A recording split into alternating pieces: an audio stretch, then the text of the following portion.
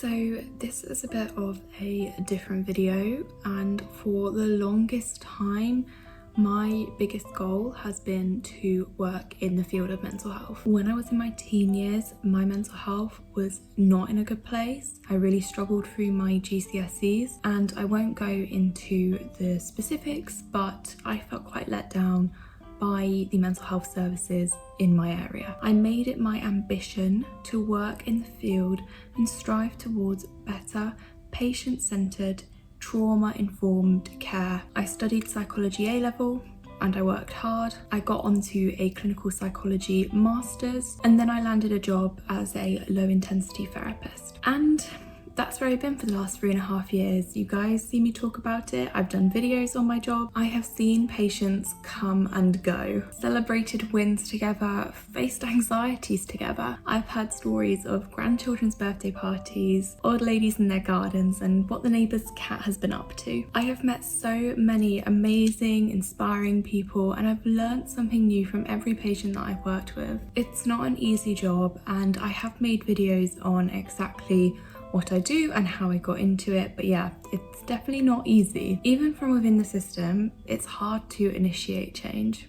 Processes, documents, policies, procedures are slow, and they don't keep up with the rapidly changing world and the impact that has on our mental health dynamically. We are seeing more and more complex trauma, patients that are being considered too complex, too challenging to treat in primary care. And sadly, there are just so many patients who are having experiences or difficulties that there isn't a service for. There's no service to treat that. Through a lack of funding over many years, we do not have the resources or the capability to treat our ever-changing population. I've always remained an optimist. I've been working in a private company that has an NHS contract. This gave us a little bit more freedom to work beyond the strict rules of the NHS. We've always kept up to date with recent clinical developments and evidence-based treatments, but it's not enough. We do our best. I treat with care and I care with compassion, but it's not enough. There are so many people being let down by the system, and perhaps rather selfishly,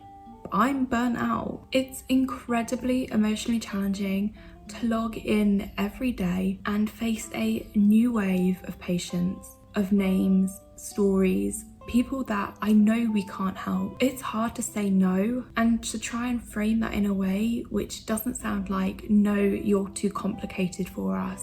No, you're too risky for us. You need to go back to your GP. And I know from a patient perspective, that is so hard to hear. I've been told it myself, but I'm emotionally drained by the number of people who shoot the messenger. Tell me that they hate me, or that I do a terrible job, that it's going to be my fault when they hurt themselves, when I have to deliver this message. We are trying our best in a system that's designed to fail, a system that's not keeping up with the modern demands of the world or the modern demands of a mental health system. So I'm leaving. And I haven't necessarily been quiet about it, you might already know, but yeah, I'm taking a career break in my 20s. In just over a month from now, me and my boyfriend are heading off on a backpacking adventure. If you know my channel, you know how much I love to travel and see the world. Alongside being a therapist, travel was another big ambition I've had my whole life. And I have saved and saved for quite a long time, 10 years, to be able to do this. So we're off.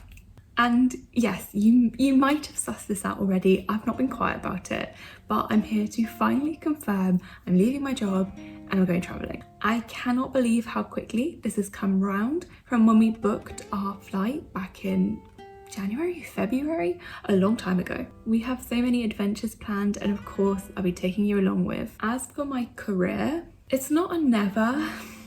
I'm just taking a break. I'll probably return next year. I'm on a 0 hours contract for the time being, but I have been reminded how important it is to take care of yourself first, especially when you're in a career that requires you to emotionally give all day, every day. I love being a therapist. I love having breakthroughs with patients. I love helping someone to understand the way that they're feeling and how to make changes to live even better. I love hearing about people's lives, the little things. I love helping them live the way that they want to. But for now, I'm closing this chapter of my book and I'm starting a new, very exciting journey. I can't wait to take you all along. I will be vlogging, not every day, but if you did want to see more day-to-day behind the scenes bits and pieces, my planning, my prep, do follow me on TikTok as I've been posting there more regularly. I would also love to do a travel Q&A on this channel. So if you do have any questions about my plans, our route, how we're financing it, how we're able to leave our work, anything at all really, I'm an open book and I will do my best to answer in the upcoming Q&A. So just leave that down below. And yeah, I've been sitting on this one for a while. I wasn't sure how to approach this video, but I'm pleased that I finally put it out there and now we're all on the same page. It's not that I don't love my career, I really do, but after 4.5 years of being a therapist, I just need a little bit of a break and maybe I'll be back in the future. So that's it for now. I'll see you in that Q&A.